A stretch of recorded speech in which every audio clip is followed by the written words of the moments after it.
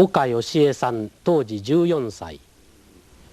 学徒動員で元町の中国軍管区司令部の地下壕で空襲警報の発令や解除の連絡業務をしていました。8月6日の朝、交換台に座っていた時、地下壕に紫色の閃光が走り、2、3分間気を失いました。地下壕から外に出てみると、広島市内は大火災となっており、早速交換台に駆けつけ、広島に新型爆弾が落ちたことを最初に九州と福山の軍関係に連絡しました。交換機に向かって広島県8時13分警戒警報はって言いかけた途端なんですね。ものすごい紫色の閃光がパッと目を入りましてね、瞬間ちょっと頭の中では電気の事故かなとこう思ったわけなんですね。と思う間もなくなんかズーンと体が浮き上がって、そのまま意識がなくなったわけなんです。それでね、時間にすれば1分か2分ぐらいのもんじゃないかと思うんですけれども、目の前が灰色一色なんですね。それでおかしい、どうかしたのかしらと思いながらだんだん目を開けてみました時に、自分が仕事の位置からね1メーター以上飛ばされて、その場で仰向けに倒れてたわけなんですね。それでこれは何事か起きたのだ、これは大変なことなんだ、ただ普通の電気の故障ではないなと思いましてね。で起き上がって見ましたら、お部屋の中がすごい雑然ともなってるもんですから、そこら足の踏み場を作るためにちょっと一応少し片付けましてね、そして他の学徒が仕事をしております情報室っていう方のお部屋に行きましたところ、学徒が一人もいないんですね。そしてお部屋の中はもうすごい荒れようになってるもんですから、慌てて防空壕から外に出ました。外に出てパッと一瞬外の景色を見ましたら、今までありました参謀本部の立派な建物も全然なくて、でもうなんか全般的にすごい茶褐色っていう感じだったわけですね。赤茶けた感じというわけで、どうかなったのかしらとただキョロキョロしてましたら、その時に防空壕出ました右側の方にですね、用水路がございまして、その辺りにいらっしゃいました兵隊さんが「新型爆弾にやられたぞ」といううめきとも叫びともつかない声でおっしゃったわけです。で新型爆弾っていうのは自分自身心の中で繰り返してみたわけですね。で新型爆弾どうなってるんだろう、どういうことだろうと思いましたから、横からトトトトトッと堀端に上がりまして広島の街を見たわけです。そうしましたらね、一瞬バッと目の中に海が入ってきたんですね。そしてもう家が全然建物がなくて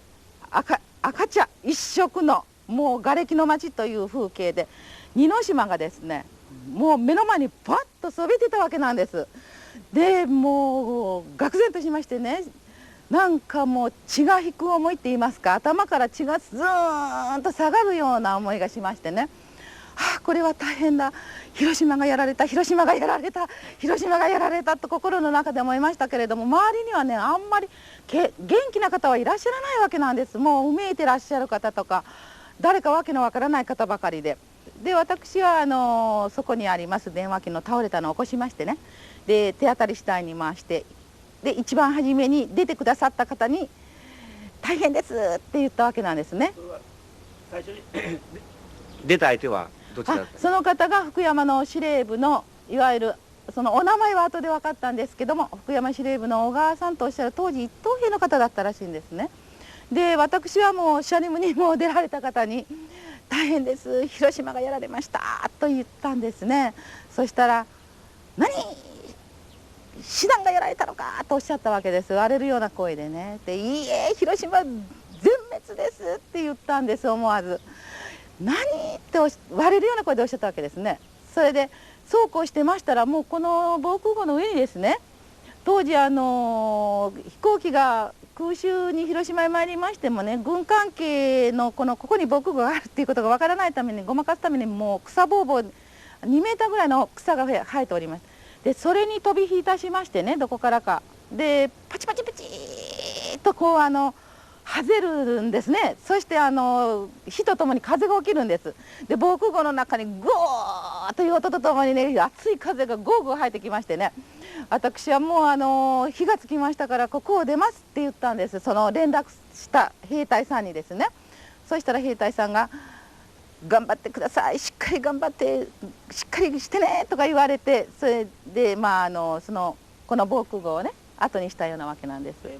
水道管が破裂した場所へ行くためにですね、お城の向こうの橋のところに吹き出てたわけなんです、水道がね。そこでお米を研ごうじゃないのっていうことで、学徒が4、5人ですね、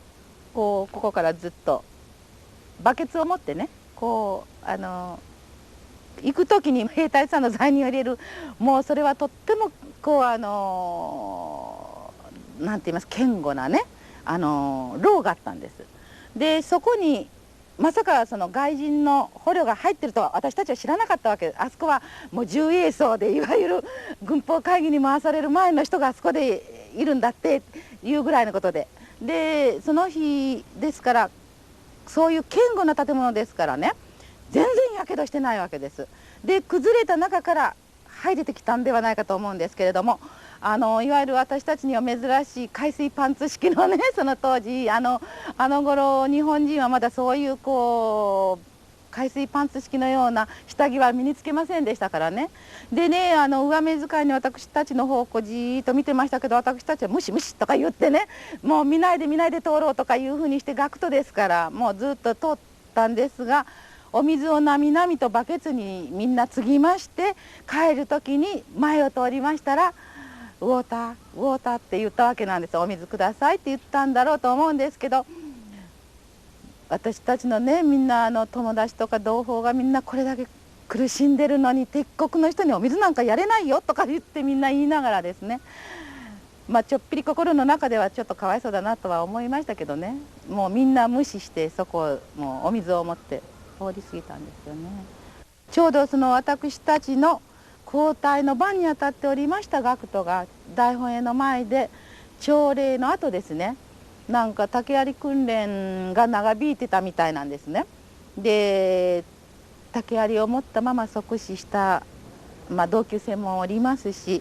そしてもうみんなもう虫の息でね、そういう友達をみんな幼年学校に、私たちがずっともう夜ここで仕事をして交代で夜また幼年学校に来ましてね、看病したりして、ずっと7日8日9日っていうふうにずっと看病したんですけれども、できっと痛いだろう辛いだろうと思うのに、もう一言もみんな辛いとか痛いとかね一口も言わないんですよ。で私たちが夜間にお水を汲みましてね、当時のもうみんな軍医さんからやけどに水をやるとすぐ死ぬからやってはいけないなんていう言葉をそのまま信じましてね、一口だけよ一口だけよ、たくさん飲んじゃダメなのよって言いながら夜間でね口に直に持っていって、一口だけ一口だけって言いながらねみんなを看病して歩いたんですけれども、みんなお仕事のことしか言わないんですね。で交代の時間です交代の時間、もうだから意識の中に交代の時間だということがあるもんですからね、交代の時間だから行かしてくださいとかね、もうそういうお仕事のことしか言わなくて、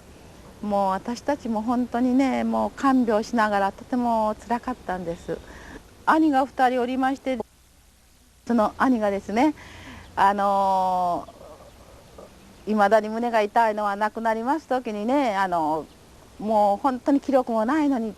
昔の人間はそう教育を受けてたんですね。お布団の上にきちっと正座しましてね、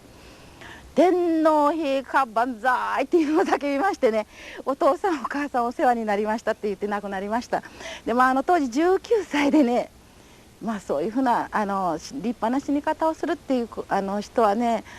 当時だからこそじゃないかなと思います。やっぱりもう心からねお国のためにっていう気持ちをね、もう本当に詰め込まれてた、純粋に信じ込んでたというか、そういうふうに思いましたね。